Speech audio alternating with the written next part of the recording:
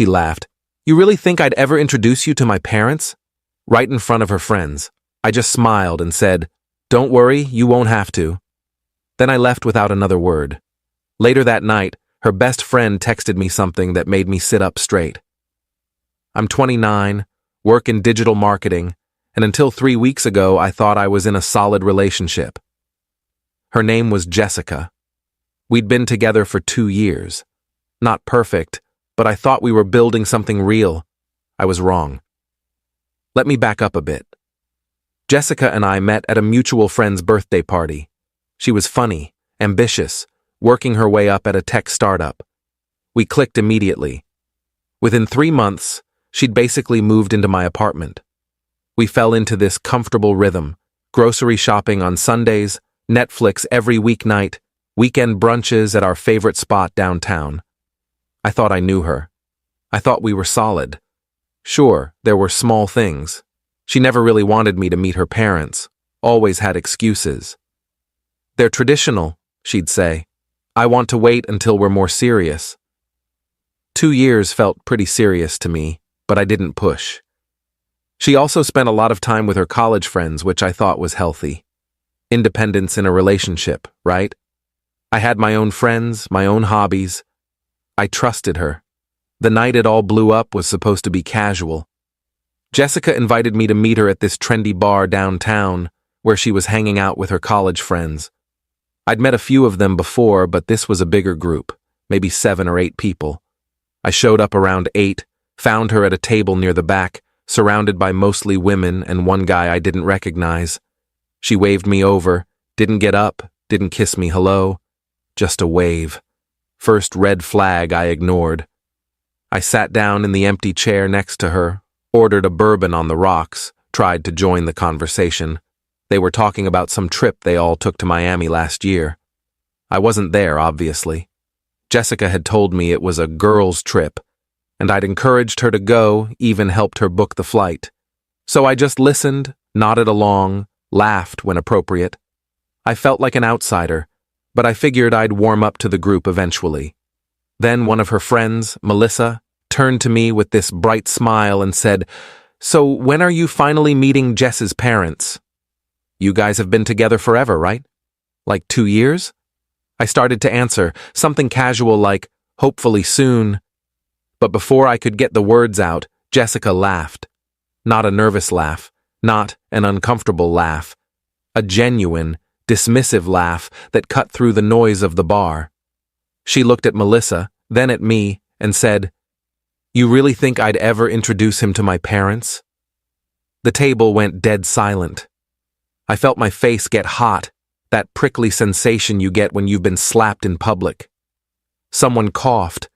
The guy across from me suddenly became very interested in his phone. Another friend stared into her wine glass like it held the secrets of the universe. Jessica just sat there smirking, swirling her martini, like she'd made a joke only she understood. I could feel everyone's eyes on me, waiting to see how I'd react. Would I yell? Would I defend myself? Would I shrink down and pretend it was funny? I didn't do any of that. I looked at her, really looked at her, and for the first time in 2 years, I felt like I was seeing a stranger. I smiled. Not a fake smile, but the kind of smile you give when you've just figured out the punchline to a joke you didn't know you were part of, and said, Don't worry, you won't have to. Then I stood up, dropped a 20 on the table for my drink, and walked out. I heard someone say, Dude, what the hell? Behind me, maybe directed at Jessica, but I didn't turn around. I didn't need to see her face. I got in my car and drove home. My hands were shaking the whole way. Not from anger, from adrenaline, from the sudden, crushing realization that I'd wasted 2 years of my life on someone who saw me as a joke. I expected her to text me, call me, something, apologize, explain, beg me to come back. But my phone stayed silent for 3 hours. I sat on my couch, staring at the wall, replaying the moment over and over. What did I miss? How did I not see this? Was I just a placeholder? A warm body to fill space in her life until something better came along? Then, at 11:47 p.m., my phone buzzed. But it wasn't Jessica. It was her best friend, Lauren. We'd always gotten along well. She was the one who'd told Jessica I was a good guy when we first started dating, who'd vouched for me. She was calm, reasonable, the kind of person who didn't do drama. The text said, "Hey, I need to tell you something. Can you call me?" I stared at that message for a full minute before I called her. My stomach was in knots. She picked up on the first ring. "Hey," she said. Her voice was tight, shaky, like she'd been crying or was about to. "What's going on?" I asked. "I'm so sorry about tonight," she said. "That was completely fucked up. I told Jess that in the parking lot. But there's more you need to know, and I can't keep quiet anymore." My stomach dropped. "What do you mean?" "Jessica's been seeing someone else. For like 6 months. I couldn't breathe. The room tilted. "What?" "His name is Connor. He's some finance bro she met at a networking event back in April. She's been telling us you guys are basically over, that you're just, I don't know, convenient. She said she's waiting for the right time to break up with you, but honestly, I think she just likes having you around. Financial security, emotional support, whatever. I didn't know the full extent until tonight when she was laughing about you after you left. She said you're too nice to make a fuss, that you'd just accept whatever she told you. And I couldn't sit with that anymore. You don't deserve this." I felt numb. 6 months? Yeah. I'm sorry. I thought you knew. I thought maybe you guys had some weird arrangement. But tonight made it clear you had no idea. And that's not okay. I thanked her. I don't remember what else I said. My brain was static. I hung up and sat there in the dark until 3 in the morning, just processing. 6 months, half a year. All those nights she said she was working late, all those weekends with the girls, all those times she'd been distant or distracted. She'd been with him. Then I started planning. Update 1, Jessica finally texted me the next afternoon. "Hey, can we talk? I think you overreacted last night." Overreacted. Like I was the problem. I didn't respond. Instead, I called my buddy Marcus, who works in IT security. I asked him a hypothetical question about shared cloud storage and whether someone could access another person's backups. He explained it to me. Turns out, Jessica and I had been using the same iCloud family plan for over a year to save money, her idea, ironically, which meant I technically had access to her photo backups if I knew her login, which I did because she'd used my laptop 100 times and her password was saved. I'm not proud of what I did next, but I was hurt and angry and I needed to know the truth. I logged in, and there it was. Hundreds of photos. Her and this Connor guy. Vacations I thought she took with work friends. Romantic dinners. Hotel rooms with rose petals on the bed. There was even a photo of them from 2 months ago at what looked like his family's lake house, both of them in matching Christmas sweaters, his arm around her waist, her leaning into him with the kind of smile she used to give me. I felt sick. I downloaded everything. Then I logged out and cleared my search history like I was committing a crime.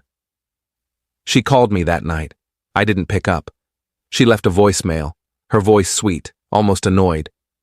"Look, I'm sorry I embarrassed you. I was drunk and stupid. Can we please just talk?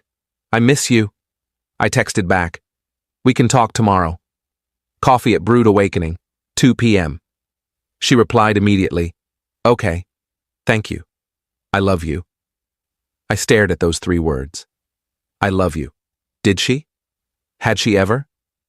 I didn't respond. Update 2. She showed up 15 minutes late, wearing the blue sundress I'd bought her for her birthday. She sat down across from me, smiling like nothing had happened, like she hadn't humiliated me in front of her friends, like she hadn't been living a double life. "Hey," she said, reaching for my hand across the table. "I'm really sorry about the other night. I don't know what I was thinking. I was drunk and being stupid." I pulled my hand back. "Tell me about Connor." Her face went white, literally drained of color.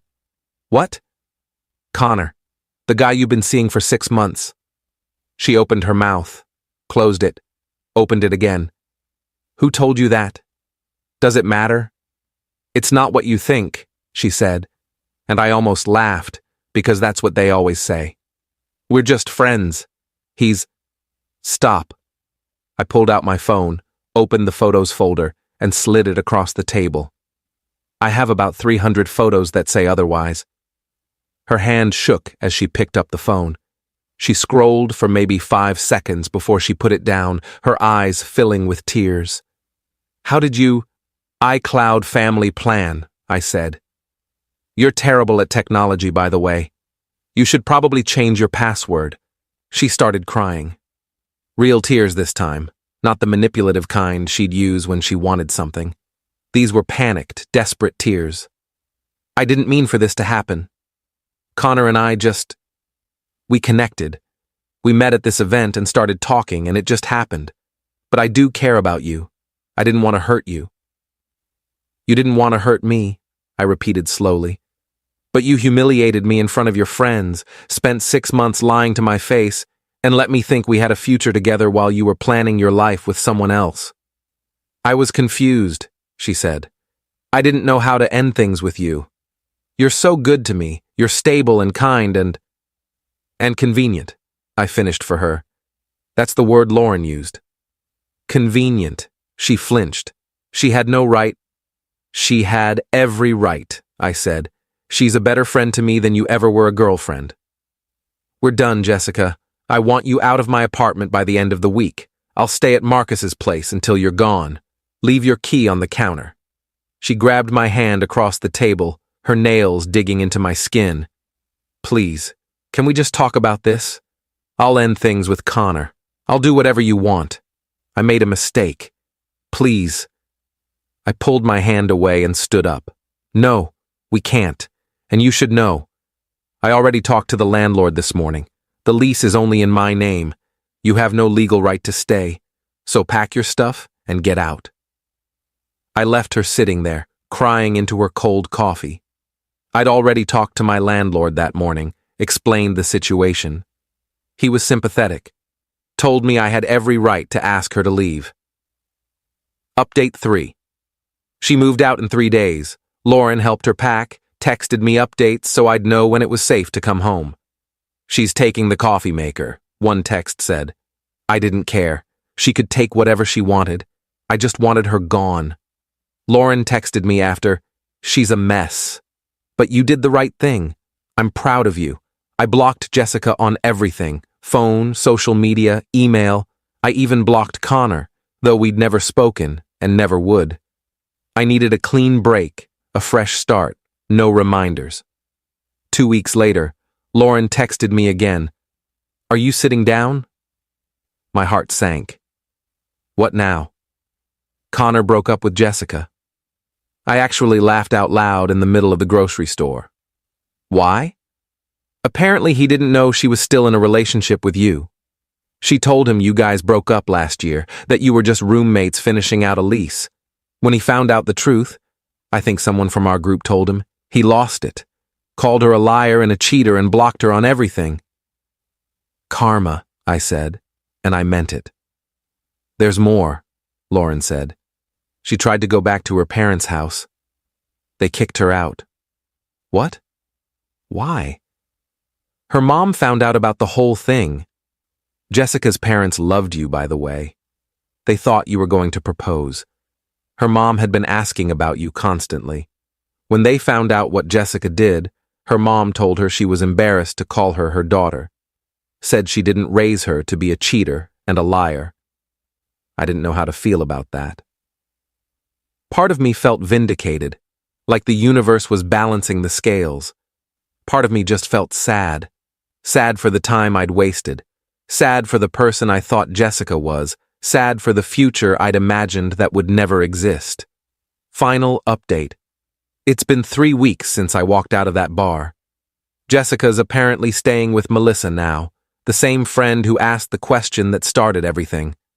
I heard through Lauren that she's been trying to reach out to me through mutual friends, asking if I'd give her another chance. saying she's learned her lesson and grown as a person in 3 weeks. I won't. Last week, I went on a date with someone new.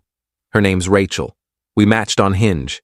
She's a 4th grade teacher, loves hiking, has a golden retriever named Pepper. On our first date, we talked for 3 hours and closed down the restaurant. On our second date, she asked me, "So when do I get to meet your friends? I want to know the people who are important to you." I smiled and said, "Whenever you want." She squeezed my hand across the table and said, "Good answer." I'm not healed yet. Some days I still think about Jessica, about what I missed, about how someone can lie to your face for 6 months and sleep next to you at night. I think about all the signs I ignored, all the red flags I explained away because I wanted to believe we were happy. But I'm getting there, and I know now what I won't accept. I won't be someone's backup plan. I won't be someone's joke. I won't be convenient. Lauren told me yesterday that Jessica's been posting cryptic Instagram stories about losing the one and regret, and if I could turn back time. I haven't looked. I don't need to. That chapter is closed. I'm moving forward. I'm building something new. And honestly, I've never felt lighter.